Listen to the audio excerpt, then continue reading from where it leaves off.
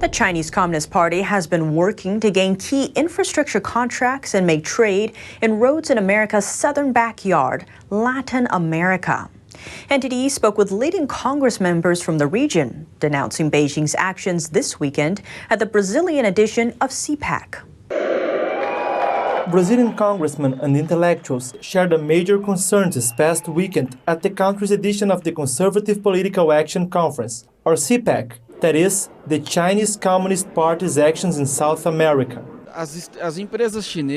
Chinese companies are just a concession from the Chinese Communist Party. So at some point, at any given time, they will serve the party. And the party is a power project, an organization that seeks power.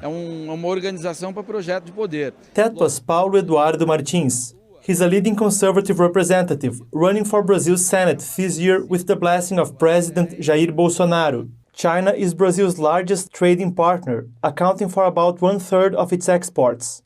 The South American country has been a traditional U.S. ally since World War II. It's also one of a handful of nations in the region, where Beijing has replaced Washington as the leading foreign player over the last 2 decades. And China's interests might extend beyond commerce, even playing a role in U.S. homeland security.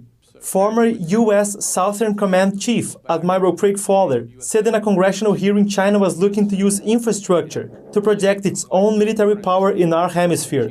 Here's what a Brazilian congressman had to say.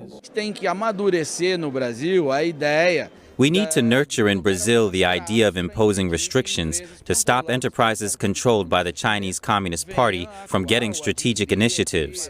See what's happening in Europe. We need to prepare for something very big and dangerous that might come over the world. Brazil might be at great risk with our logistics in the hands of the Chinese Communist Party.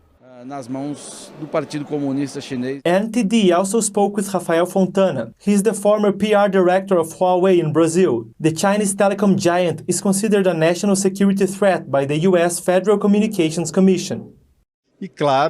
Of course, the region is strategic from a military standpoint.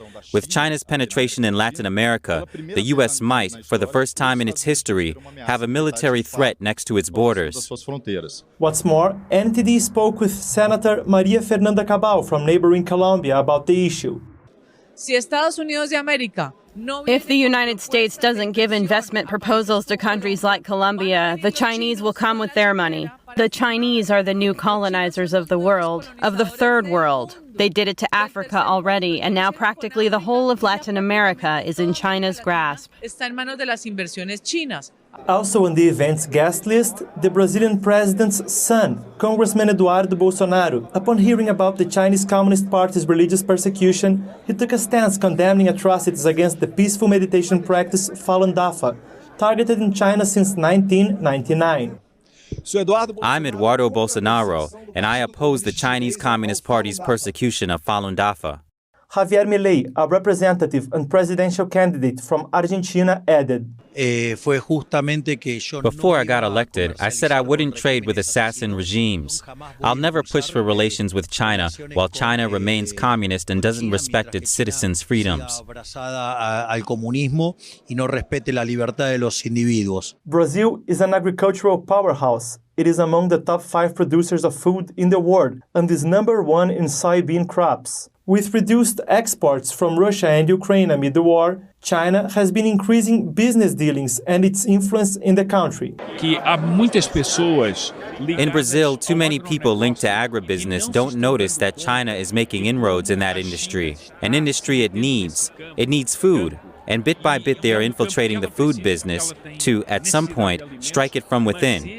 Too many people are misled, thinking all that matters is money. Many times you can get money, but you'll lose your freedom.